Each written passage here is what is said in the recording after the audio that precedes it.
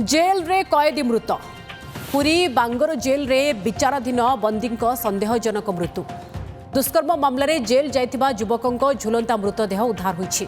मृत कैदी हेले साक्षी गोपाल डाहाण कुंभारपड़ार दीप्ति रंजन स्वाई 2023 मसीह दुष्कर्म अभियोग रे जेल को आसिथिले। पुलिस मृतदेह को उद्धार करी पुरी मेडिकल को शव व्यवच्छेद पुलिस पठाई। अन्यपटे हत्या अभियोग आनिछन्ति मृत कैदी परिवार लोक। चीफ रिपोर्टर मधुसूदन मिश्र अधिक सूचना पाई रहिछन्ति। मधुसूदन, परिवार पूरा अभियोग कौन? विचाराधीन कैदी मृतदेह किभली अवस्था उद्धार होछि?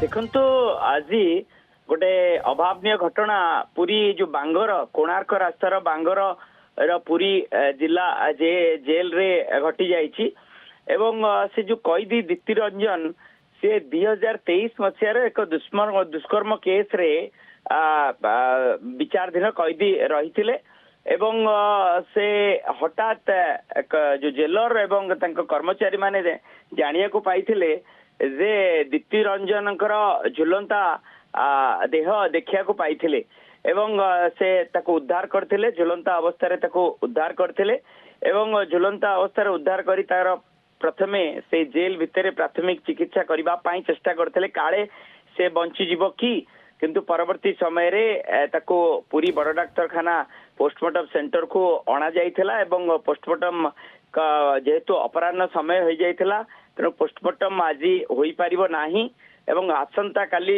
पोस्टमार्टम करा जिवो एवं पोस्टमार्टम रो रिपोर्ट ही किछि बयान करिवो जे कोन ता सहित घटना घटिथिला।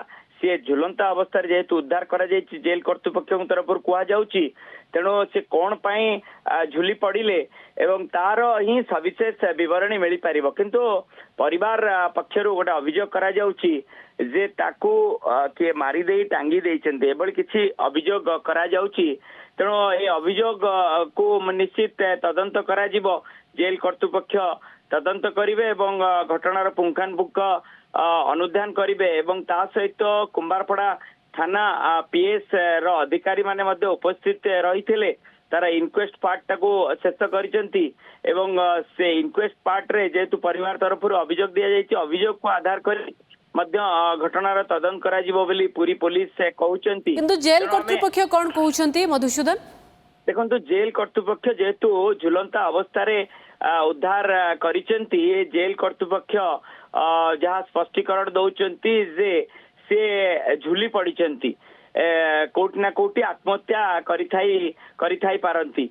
तेणु देखिबार अछि एवं जेहेतु परिवार तरफ अभियोग करा जाउछि अभियोग को मध्य निश्चित ग्रहण करा जिवो एवं वास्तव चित्र को मध्य ग्रहण करा जिवो एवं सही स्थान रे उपस्थित थिबा जो जेल रो कर्मचारी कोंतु किबा विचाराधीन कैदी सेमानकर मध्य प्रतिक्रिया निया जिवो तांकर मध्य बयान रेकॉर्ड करा जिवो एवं जेल कर्तृपक्ष निश्चित काहे कि एवं केउ परिस्थिति रे एभली चरम पदक्षेप नेले बा जीवन हारिले एवं सबुठु बड़ कथा जेतु परिवार संदेह करुछि जे प्रकृत रे कोन ए घटना जीवन हारिछंती ना पछरे आउ किछि रहस्य अछि ए बाबद रे पुलिस तदंत करू। बहुत बहुत धन्यवाद मधुसूदन आपनका समस्त सूचना पाई।